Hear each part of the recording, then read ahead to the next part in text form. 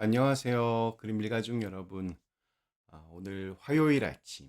네, 오늘도 이렇게 매일 한 말씀으로 오늘 하루를 시작하는 모든 분들에게 아, 우리가 믿는 예수님이 나에게 정말 특별하고 또한 너무나도 친밀한 분이 되시기를 간절히 기원합니다.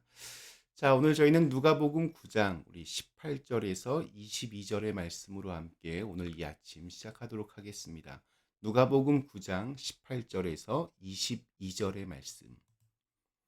예수께서 따로 기도하실 때에 제자들이 주와 함께 있더니 물어 이르시되 무리가 나를 누구라고 하느냐 대답하여 이르되 세례 요한이라 하고 더러는 엘리야라 더러는 옛 선지자 중에 한 사람이 사라졌다 하나이다.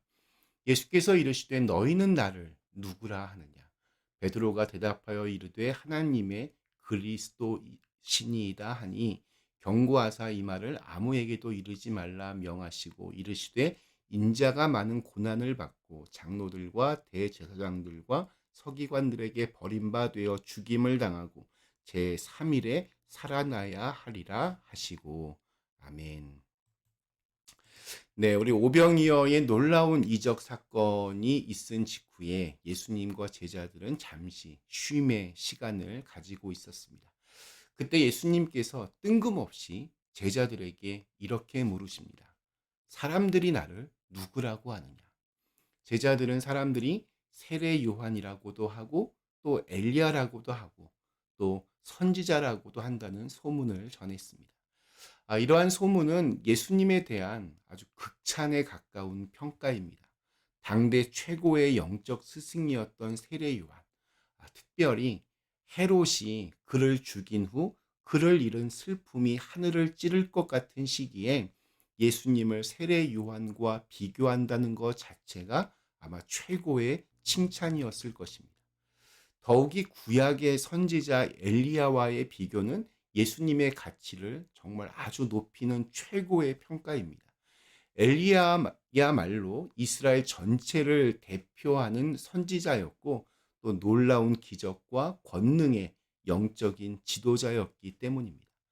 자, 그런데 예수님은 자신이 누구와 비교되는지에 대해서는 그리 큰 관심이 없어 보이십니다. 사실 아무리 세례 요한이나 엘리야가 대단한 사람이라고 해도 예수님과는 비교 대상이 될 수 없습니다.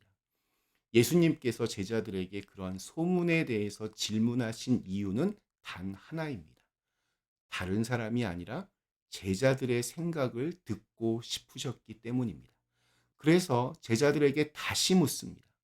그러면 너희는 나를 누구라고 하느냐?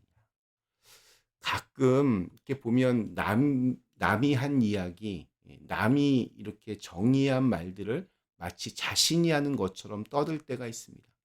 그 말이 정확하게 무슨 말인지도 모른 채 남의 이야기를 함부로 입에 올리면 거짓말이 되는 경우가 많습니다. 남의 말이 아닌 나의 말일 때 그것에 힘이 실립니다. 세상은 예수님을 성자라고 이야기합니다. 때로는 인류의 위대한 스승이라 말하기도 하고 사랑과 평화의 영적인 지도자라고 부르기도 합니다. 교회에서는 인류를 구원하신 메시아, 하나님의 아들이자 길과 진리와 생명이 되신 분이라고 말합니다. 다 좋습니다. 뭐라고 말하든 그것은 어찌 보면 별로 중요하지 않습니다. 중요한 것은 이것입니다. 그래서 너는 나를 누구라고 생각하느냐? 오늘 주님께서 듣고 싶어 해 하시는 것은 바로 나의 고백입니다. 누가 무슨 말을 하든지, 누가 어떤 생각을 하든지, 그것보다 내 생각, 내 마음을 듣고 싶어 해 하십니다. 중요한 것은 나의 이야기, 나의 고백입니다. 그래서 너는 나를 누구라고 생각하느냐? 신앙은 나의 것입니다. 그 누구의 것도 어떤 단체의 것도 아닙니다. 남들이 생각하는 주님은 필요 없습니다. 내가 주님을 어떻게 생각하는지가 무엇보다 중요합니다. 베드로는 예수님의 물음에 자신이 생각했던 예수님을 이렇게 고백합니다. 하나님의 그리스도이십니다. 그리스도라고 하는 말은 메시아라는 말입니다. 그리스도는 헬라어이고 또 히브리어는 메시아입니다. 그리고 그 뜻은 기름 부음을 받은 자입니다. 놀라운 고백입니다.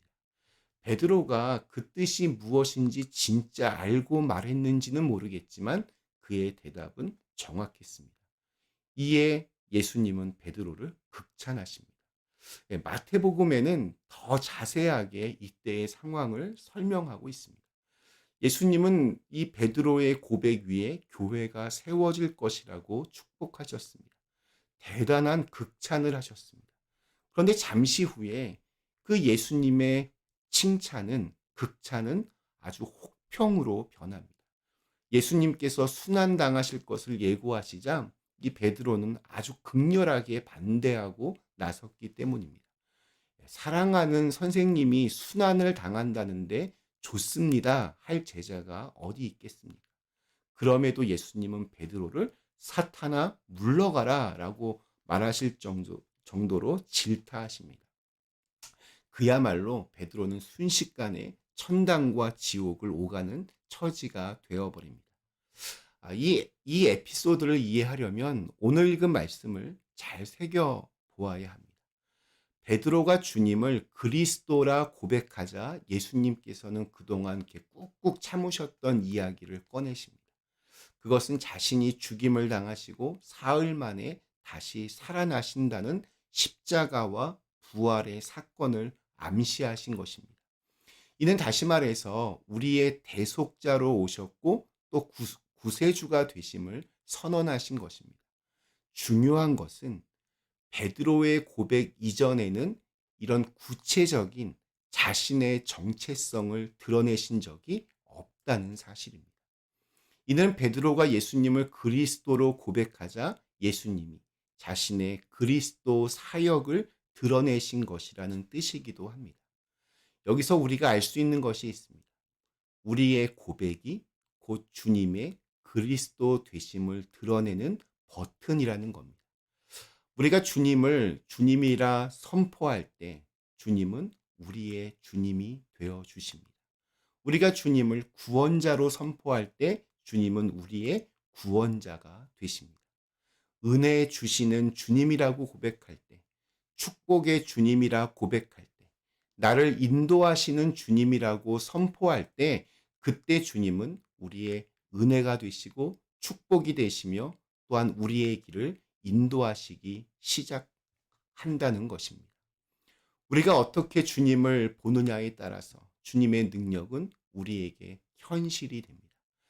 주님을 죽음을 이기실 주님으로 그렇게 고백하면 죽음조차 힘을 잃어버리는 일이 우리 앞에 일어납니다. 주님 안에서 모든 것을 할 수 있음을 믿는 자에게 고난도 역경도 힘을 쓰지 못합니다. 내가 주님께 사랑받는 자녀임을 믿는 자는 그분의 사랑을 몸소 느끼게 될 것이고, 나에게 주님의 은혜가 끊이지 않음을 믿는 자는 그 은혜가 낮에는 구름 기둥, 밤에는 불 기둥으로 함께할 것입니다. 우리 믿음의 고백은 현실이 됩니다. 내가 주님을 인정하는 만큼 나의 현실에 주님의 능력이 임하십니다. 믿음의 고백에는 그러한 힘이 있습니다. 믿음에는 그런 권세가 있습니다. 오늘 우리에게 주신 하루, 내 믿음의 분량만큼 내 안에서 역사하실 주님을 믿고 의지하면서 믿음의 고백을 담대하게 드릴 수 있는 날이 되시기를 간절히 기원합니다. 잠시 함께 기도하겠습니다. 거룩하신 하나님, 오늘도 저희에게 새로운 날 주심을 감사합니다. 예수님, 우리에게 너무나 귀한 분인데 그 예수님을 내가 어떻게 고백하느냐에 따라서 그 예수님이 우리의 삶 속에서 실제로 역사하십니다. 그 예수님, 내 삶 속에서 정말 중요한 분으로 또 내가 구원자로 고백하는 그런 귀한 분이 될 수 있도록 인도하여 주시옵소서. 예수님의 이름으로 간절히 기도드리옵나이다. 아멘.